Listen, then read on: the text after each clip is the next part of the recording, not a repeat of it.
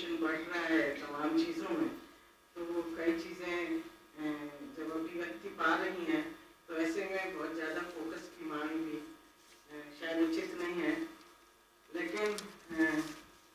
बहुत सी चीज़ें ऐसी थी जो ज़्यादातर सभी साथी जानते हैं, जो एक चीज़ ने जिससे मुझे बहुत प्रभावित किया या जिस पे मैं चाहती हूँ कि कोई और बात भविष्य में हो सके, वो एक समाज जिसके अंदर क्रिटिसिज्म या एक आत्मसंघर्ष की क्या जगह है। क्योंकि अब ऐसा है कि सभी तरीके के अप्रोच, सभी तरह के फैक्ट्स,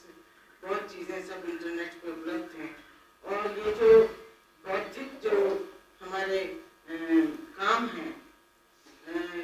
ये काम एक बने हुए प्रोडक्ट को आगे ले जाने के दौर में न चले जाएं, और वास्तव में एक जेन्युइन इंटेलेक्चुअल जो खुद आत्मसंघर्ष से गुजरता है, जो एक खुद अपने लिए भी क्रिटिकल होता है, अपनी कम्युनिटी के लिए भी क्रिटिकल होता है, जो अपने एक तरीके से कहना चाहिए कि जो नई चीज़ को बनाने का जो संघर्ष है उसको करता है। ये जो एक आत्मसंघर्ष की एक चीज़ है, अंदरूनी एक क्रिटिकल सेंस का होना, ये बहुत मुझे लगता है ज़रूरी एक चीज़ है, जो कहीं ना कहीं आज के दौर में जिसकी बहुत कमी होती जा रही है, और जो जिसकी वजह से एक फेकनेस किसी भी चीज़ को ढक लेती है। तो बहुत सारे जेन्युइन एफर्ट्स हुए हैं इस दिशा में, और हमारे हरियाणा के अंदर निश्चित रूप से ऐसे सेक्शन हैं, आप लोग यहाँ उपस्थित हैं सब, इसके अलावा भी ऐसे लोग काफ़ी हैं जो इस समस्या को के विरोध में है, ऐसे पसंद नहीं करते, लेकिन एक एक एक एक जेन्युइन संबंध बनाना अभी भी एक मुश्किल चीज़ है,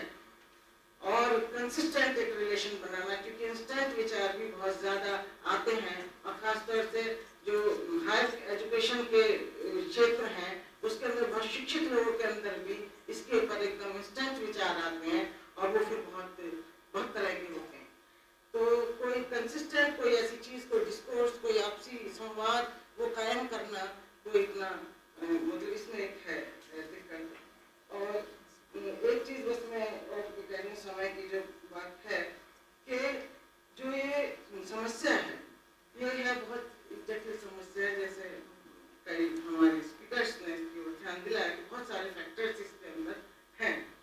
और लेकिन अब दिक्कत ये है कि इसका एक बहुत सरलीकृत रूप भी आ रहा है, और मैं पिछले समय से ऐसा महसूस कर रही हूँ कि समस्याओं के सेलिब्रेशन का भी दौर है, और समस्याओं के तो इस तरह का सेलिब्रेशन होता है, उस पर भी एक मार्केट खड़ा हो जाता है, और उस पर जो मार्केट खड़ा होता है उसकी नृशंसता हम नहीं कई बार समझ पाते हैं। और ये जो पूरा हमने बहुत गंभीर फेमिनिस्ट मूवमेंट उठाया जिसने हमारे वक्त को प्रभावित किया है, बहुत जेन्युइन अप्रोचेस भी उसके अंदर हैं, लेकिन उसी के अंदर हमने ये भी देखा है कि वो किस तरीके से पूरी इश्यूज जो है वो कमोडिटी वाले क्षेत्र में जैसे चले गए महिलाओं से संबंधित। तो ये जो समस्या है इसका संबंध सभी चीज़ों से है। एक और इसका संबंध अगर हमारी डेमोक्रेसी से है, तो दूसरी ओर इसका संबंध जो है हमारा जो डेवलपमेंट प्रोसेस है उसका चरित्र उससे है,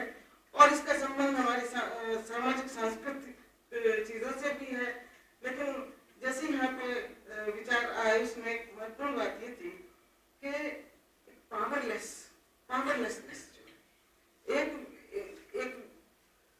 सिर्फ ये कन्या भ्रूण की बात नहीं है, बात यह कि लड़कियां अपने को, स्त्रियां अपने को सुरक्षित करने में एक पावरलेसनेस वहाँ पे दिखाई देती है। यानी जिन लड़कियों ने इतना संघर्ष कर, माँ ने भी संघर्ष करके जन्म दे दिया, पढ़ भी गई, मिलिट्री तक में चली गई हैं, इंजीनियर हो गई हैं, बड़े बड़े उसके अंदर चली गई हैं, वहाँ पे भी आप देखिए उनकी सुरक्षा नहीं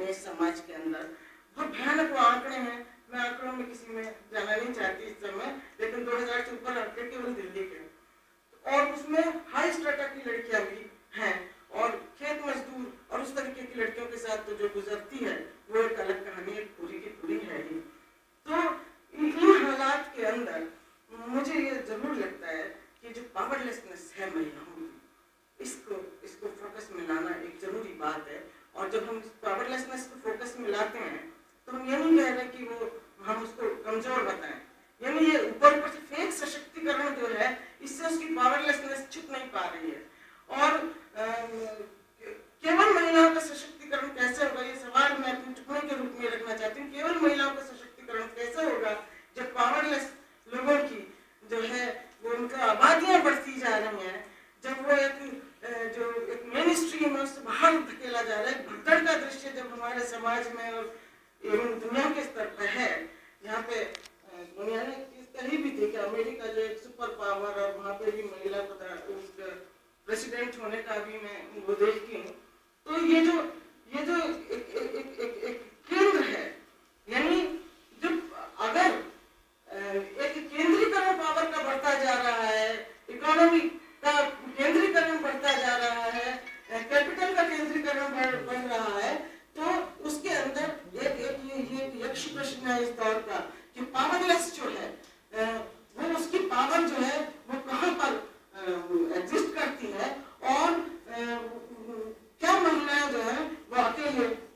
इससे निकल सकती हैं। ये जो चक्र इस समय जिसके दुष्चक्र में वो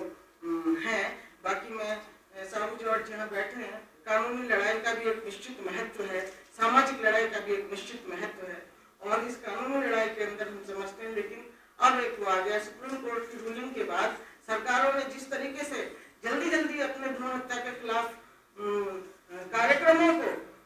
प्रक्षेपित करना शुरू कर दिया, उनका एग्जीबिशन शुरू कर दिया, उससे मुझे लगता है कि कहीं ये कानूनी लड़ाई जो है ये भी कहीं फेक आंकड़ों में न बदलने लगे, और किसी दिन हमें अपने ये जनसंख्या के आंकड़ों में भी कहीं ऐसा न दिखाई देने लगे कि समस्या जो है वो साहब ठीक हो रही है। क्योंकि फेक आंकड़े जुटाने में हमारे बहुत बड़ी हमारी संस्थाएं और बहुत इंटेलेक्चुअल्स की एक बहुत बड़ी जमात इसके अंदर लगी हुई है, और इसके पास पावर है बहुत तरीके की। तो इस सच्चाई को वास्तव में कैप्चर करना, सामने लाना, ये इस समय एक चुनौतीपूर्ण काम है मेरे लिए, तमाम बुद्धिजीवियों के लिए भी, महिलाओं के लिए भी, जो भी इस एक तरीके से एक जेन्युइन चीज चाहता है उसके लिए एक बहुत बड़ा मैं समझती हूँ कि ये वक्त है जब हमें एक तरह से ज्यादा सेल्फ क्रिटिकल होते हुए, और ये जो पावर का कंसंट्रेशन है इंपीरियलिस्ट उसके रूप में भी, और फिर हमारी सोसाइटीज में किस तरह से हमारे खाप पंचायत हैं जैसे बहुत सारे और इंस्टीट्यूशंस हैं, उसके बारे में भी हमें ज्यादा क्रिटिकली देखना होगा और साहस करना होगा, उसे सामने लाना। धन्यवाद।